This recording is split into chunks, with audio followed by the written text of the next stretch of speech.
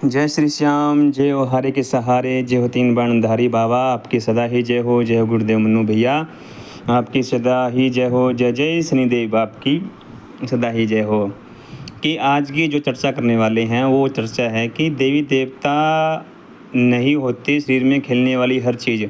क्योंकि जो चीज़ हमारे शरीर में खेलती है वो ज़रूरी नहीं है कि देवी देवता ही है। और जिससे कुछ लक्षणों से पता चलता है कि हमारे शरीर में देवी देवता की ऊर्जा आती है, नकारात्मक ऊर्जा है। तो चैनल को वीडियो को शुरू करने से पहले मैं चाहूँगा कि चैनल को अपने चैनल को सब्सक्राइब करें, लाइक करें, शेयर करें और बेल आइकन के निशान पर प्रेस करें ताकि आने वाली हर वीडियो आप तक पहुँच पाए। और दोस्तों, वीडियो को आधी अधूरी मत देखा करो, वीडियो को पूरा देखा करो, जिससे आपको पूरी नॉलेज आपके पास आए। तो शुरू करने वाले हैं कि शरीर के अंदर जो चीज़ आती है वो देवी देवता ही होती है या नहीं होती, या नकारात्मक ऊर्जा होती है। कुछ लक्षण होते हैं जिससे हम पहचान पाते हैं कि हमारे शरीर में कौन सी ऊर्जा है, नकारात्मक ऊर्जा है या देवी देवता की ऊर्जा है। जैसे कि जब हमारे शरीर में सनसनाहट होती है या वाइब्रेशन होती है या रोंगटे खड़े होते हैं, तो जब हमारे शरीर में, ये ज़रूरी नहीं है कि एक प्रेत भी आपके शरीर में रोंगटे खड़े कर सकता है, एक प्रेत भी आपके वाइब्रेशन पूरे शरीर में कर सकता है, एक प्रेत भी आपको सपने में दर्शन दे देता है, वो आपको भ्रमित कर सकता है। एक प्रेत के पास भी इतनी पावर होती है कि वो आपको भ्रमित कर देगा, वो आपको सपने में आपसे बातें भी कर सकता है, आपको भ्रमित कर सकता है, बातें कर सकता है, आपको सपने दिखा सकता है, सपने के अंदर आपसे बातें कर सकता है। क्योंकि एक प्रेत के पास भी, क्योंकि वो सूक्ष्म शरीर है, उसके पास भी इतनी पावर होती है कि वो एक जो देवता का कार्य अलग होता है, उनका कार्य अलग होता है, पर वो जो उनके जो लक्षण होते हैं वो सेम मिलते जुलते सेम लक्षण होते हैं। जैसे कि अगर बदबू आ रही है, अगर आपके घर में बदबू आ रही है, बेवजह ही बदबू आ रही है, जैसे टायर बल रहा है, रबड़ जल रहा है, जैसे बदबू आ रही है, तो वो एक नकारात्मक शक्ति का ही लक्षण होता है। और जिस घर में खुशबू आ रही है, जैसे लौंग की खुशबू आ गई, गुलाब के फूल की खुशबू आ गई, अगर जहाँ हम बैठे हैं अगर वहाँ पर लौंग की खुशबू आ रही है, इत्र की खुशबू आ रही है, सेंट की खुशबू आ रही है, या गुलाब के फूलों की खुशबू आ रही है, तो वहाँ पर आप ये लगा कर चलें कि आपके घर में सकारात्मक देवी देवताओं का वास है। जो देवी देवता रूपी चीज़ होती है उनका वास आपके घर के अंदर है। अगर आपको लगता है कि आपके घर के अंदर बेवजह की बदबू आ रही है, बेवजह की स्मेल आ रही है, तो उस घर के अंदर नकारात्मक ऊर्जाओं का वास होता ही होता है।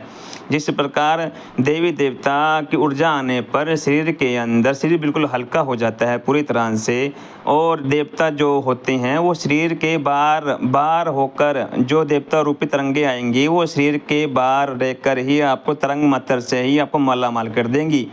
जो देवता रूपी चीज़ होगी, उनकी तरंग, जो देवता रूपी चीज़ है वो उनकी तरंग मात्र से ही आपका पूरा शरीर हल्का हो जाएगा। ऐसी आपको तरंगे आएगी, आप माला माल हो जाते हैं। और जब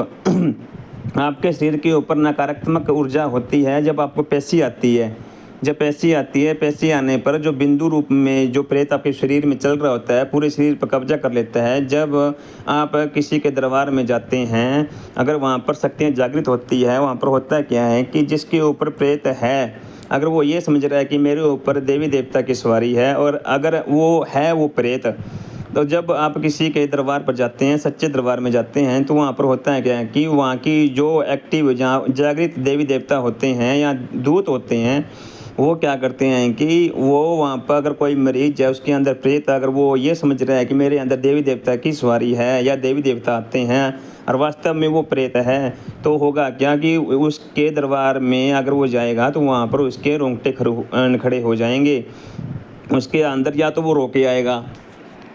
आएगा या फिर वो खेल के आएगा पूरी तरह से। जो प्रेत होगा वो पूरी तरह से खेल के आएगा, रोकर आएगा। अगर ये बात अगर आप नोट करना कि अगर कोई रोगी है, अगर उसके शरीर में चीज़ आ रही है और वो रोके आ रही है और वो कुछ नहीं बता रही है, रोके आ रही है और वो कुछ नहीं बता रही है, तो इसका एक ही आप बात को समझ लेना कि उसके अंदर प्रेत की ही आत्मा है या मलिन पितर देवी देवता है। यानी यह मलिन, जो पूरी तरह से मलिन है, जो प्रेत का ही रूप है। तो अगर जिसके जिसके अंदर दरबार पर जाने के बाद भी आपको लगता है कि हम उस धाम पे गए हैं, वो धाम हमारे लिए ठीक है, उस धाम में हम गए हैं और वहाँ पर चीज़ें आ रही है, रोके आ रही है और कुछ हाजिरी लेके आ रही है, पूरी हाजिरी ले रही है, पूरे रोंगटे खड़े हो रहे हैं उसके, पूरा शरीर उसका दिख रहा है, अभी हंस के इसके रोंगटे खड़े हो रहे हैं, वहाँ पर वो रोके आ रहा है, कुछ नहीं बता रहा है, पूरी तरह खेल रहा है या फिर चीख रहा है पूरी तरह से, या पूरी तरह से आवाज़ें निकाल रहा है, तो ये कुछ लक्षण होते हैं। इससे पता लगता है कि आपके शरीर में, आपकी बॉडी में देवी देवता का वास नहीं है, आपके अंदर मलिन देवी देवताओं का जो मलिन है, जो मलिन पितर है, प्रेत का रूप धारण कर चुके हैं, जो किसने भेज दिया है, जो चौक चौराहे से लग चुका है, जो किसी जो आपकी गलती के कारण आपके घर में आ चुका है, या आपके पड़ोसी ने टोना टोटका कर दिया है, या आप किसी भी क्षेत्र में अगर कार्य में आगे बढ़ रहे हैं तो किसी जलने वाले ने ऐसे जो असामाजिक तत्व है जिन्होंने आपके ऊपर क्रिया करवा दी है। बहुत से लोग ऐसे होते हैं, आपके यार मित्र, आपके दोस्त, आपके भाई, आपके सगे संबंधी जो होते हैं, जो आप 24 घंटे आपके साथ रहते हैं, वो कार्य करवाने वाले वो आपके घर के होते हैं, आपके मित्र होते हैं, आपके पड़ोसी होते हैं, जिन्हें पता होता है कि आपकी कुल देवी कौन है, आपका कुल देवता कौन है, आपका पितर देवता कौन है और आपके जो घर के जो पितर है वो कौन है। क्योंकि उनको जब भी ये पता होता है, जब आप उनके साथ सारी बातें शेयर करते हैं, तब उनको ये मालूम होता है कि आपकी कुल देवी, कुल देवता, इष्ट देवता और पितर देवता कौन है। उनको इन चीज़ों का मालूम होता है। जब वो आपकी सफलता को सहन नहीं कर पाते हैं तो वो आपके ऊपर मौलवी ओझा पंडित के पास जाकर आपके ऊपर टोना टोटका करवा देते हैं, जिससे भारी क्रिया करवा देते हैं। और वो भी मौलवी क्या करते हैं, 2000, 4000, 5000 के चक्कर में, पैसा कमाने के चक्कर में वो आपके ऊपर क्रिया कर देते हैं। उनको ये भी पता होता है कि इसका जो परिणाम निकलेगा लास्ट में, इसका बड़ा ही भयंकर परिणाम निकलेगा। तो यही कहता हूँ कि जो शरीर पर आपके ऊपर जो सवारी आ रही है, अगर आप सोच रहे हैं कि हमारे ऊपर किसी पीर की सवारी है, किसी देवी की सवारी है, बजरंगबली की सवारी है, मैया रानी की सवारी है, या गुग्गा पीर की सवारी है, या गोरखनाथ की सवारी है, तो आप इस चीज़ को भूल जाएं। अगर आपके ऊपर, अगर आपका शरीर टूट रहा है सवारी आने के बाद, आपके जो कंधे हैं बिल्कुल भारी हो चुके हैं सवारी आने के बाद, आपको बेचैनी होती है सवारी आने के बाद, आपको रोना आता है, आपका शरीर 2 दिन तक टूटा रहता है, तो आप ये कुछ लक्षण होते हैं। इससे आप जान पाते हैं कि आपके ऊपर देवी देवता की सवारी नहीं है, आपके ऊपर नकारात्मक ऊर्जा की सवारी है। अगर देवता की सवारी आती है तो आपका शरीर फूल की तरह बिल्कुल हल्का हो जाता है, बिल्कुल ही फूल की तरह आपका शरीर हल्का हो जाएगा। आप देवता की तरंग मात्र से ही आप मालामाल हो जाओगे और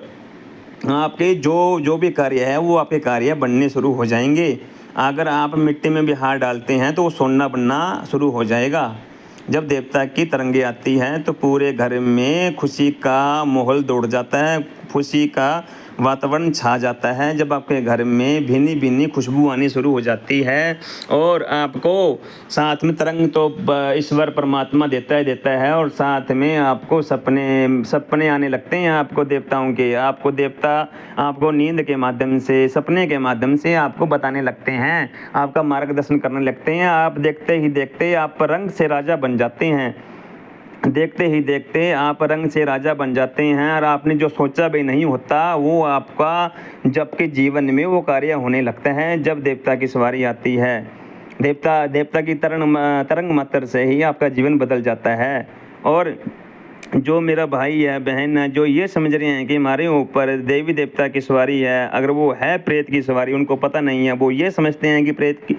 देवी देवता की सवारी है, तो वो भूल जाए। इसका एक छोटा सा उपाय करे, एक मंत्र, कोई मंत्र उठाए और अपने अंतरात्मा में उसे चलाए 15 से 20 मिनट तक। अगर मंत्र जाप के दौरान आपके होठ नहीं हिलाने हैं और जीभ नहीं हिलानी है, अंतरात्मा में ये मंत्र का जाप करना है। कोई मंत्र उठा सकते हैं, ओम नमः शिवाय ओम, कोई भी मंत्र उठा सकते हैं आप 15 मिनट तक आप इसे करें। अगर 15 मिनट के दौरान आपके कंधे भारी हो रहे हैं, आपके शोल्डर भारी हो रहे हैं, आपकी आंखें भारी हो रही है, आपको बेचैनी हो रही है, आपको उल्टी आने का मन हो रहा है, आपका जाप नहीं करने का मन हो रहा है, तो ये चीज़ें स्पष्ट करती है कि आपके ऊपर नकारात्मक ऊर्जा का आभास हो चुका है। उस नकारात्मक ऊर्जा ने आपके पूरे शरीर को कब्जे में ले लिया है। जो नकारात्मक ऊर्जा है उसने आपके पूरे शरीर को कब्जे में ले लिया। आपका काम करने का मन नहीं करता, आप सारा दिन आलस में भरे रहते हैं, किसी से बात करने का मन नहीं करता, एकांत में आप रहते हैं और कोई भी कार्य करने का आपका मन नहीं होता। तो ये कुछ लक्षण होते हैं जिससे ये पता चलता है कि आपके ऊपर प्रेत है, आपके ऊपर देवी देवता की सवारी नहीं है। तो आशा करता हूँ कि मेरे द्वारा दी गई ये जानकारी आपको पसंद आई होगी। अगर ये मेरी जानकारी दी हुई जानकारी अगर आपको पसंद आई है तो चैनल को लाइक करें, सब्सक्राइब करें, बेल आइकन के निशान पर प्रेस करें और आने वाली हर वीडियो को शेयर करें ताकि वीडियो को पूरा देखें, ताकि आपको हर जानकारी पूरी जानकारी मिल पाए। जय शनिदेव।